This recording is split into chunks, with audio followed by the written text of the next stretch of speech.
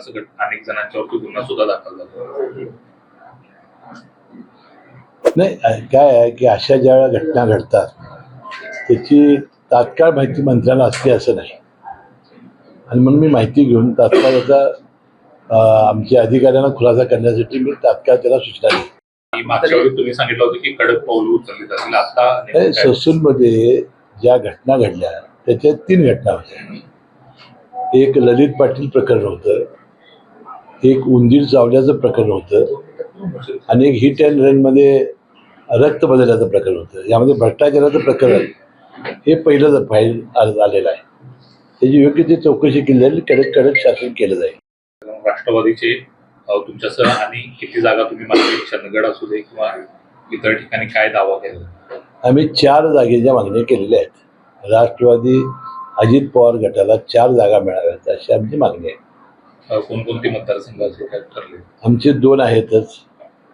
त्यानंतर आम्ही शिरोळ मतदारसंघ मागितलेला आहे, आणि 4था मतदारसंघ आम्ही कोल्हापूर शहर मागितलेला आहे. राहुल गांधींची जीप जे छाटून आणतील त्याला 11 लाखाची बक्षिसाची घोषणा त्यांनी केलेली आहे. एखाद्या सत्ताधारी लोकप्रतिनिधीची अशी भाषा योग्य वाटते काय? नाही, अशी भाषा करणं योग्य नाही. त्याचा समाजामध्ये विपरीत परिणाम होत असतो. अतिशय संयमानाने जपून बोलण्याची आवश्यकता आहे. ठीक आहे, त्यांचे कार्यकर्ते युवा शक्तीचे जमलेले होते. गेल्या वेळा त्यांचा पराभव झालेला होता. त्याबद्दल कार्यकर्ते भावना आपल्या व्यक्त करत असतात. शेवटी ते युतीचे आहेत.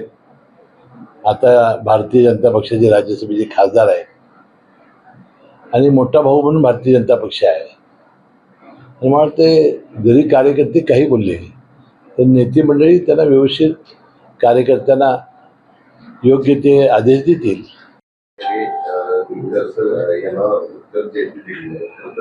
अनेक अशा गोष्टी देखील असल्या तर सुप्रिया सुळे यांनी होते काय? आता 2004ला राष्ट्रवादी काँग्रेस पक्षाच्या सर्वात जास्त जागा निवडून आलेल्या होत्या काँग्रेस पक्षात. मुख्यमंत्रीपद आमचं होणं हे अपेक्षित होतं. आता ही खतखत स्वतः अजित पवारांनी सुद्धा ज्यावेळा महायुतीत आम्ही पाठिंबा देण्याचा निर्णय घेतला त्यानंतरच्या झालेल्या मुंबईच्या मेळाव्यात ही बोलून दाखवलेली होती की कुणी असेना, मी असेना किंवा कुणी असेना, त्यावेळा राष्ट्रवादीचा मुख्यमंत्री होऊ शकला असता. ही जुनी गोष्ट अनेकदा आमचे राष्ट्रवादीचे कार्यकर्ते नेते मंडळी बोलून दाखवत आहेत.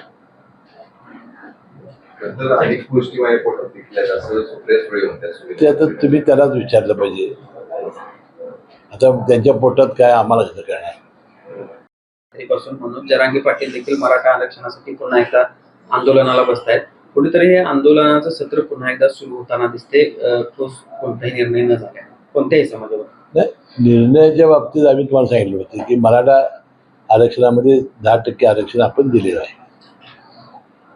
आता त्यांची मागणी जी ओबीसी मधून आहे त्याबद्दलची चर्चा चालू आहे. काही अधिसूचना सुद्धा निघत आहेत. धनगर समाजानं सुद्धा आदिवासी एसटी करावं असं त्यांची मागणी आहे. याबद्दल आता धनगर समाजाच्या बद्दल काल मुख्यमंत्र्यांनी बैठक घेतलेली आहे. जरांगे साहेबांच्यावर बोलणी चालू आहेत. वाटतं लवकरात लवकर हे प्रश्न मार्गी लागतील असं मला वाटतं. पण छगन भुजबळ यांनी एक गंभीर आरोप केला की मनोज जरांगे पाटील यांचं जे आंदोलन आहे ते रोहित पवार मॅनेज करतायत.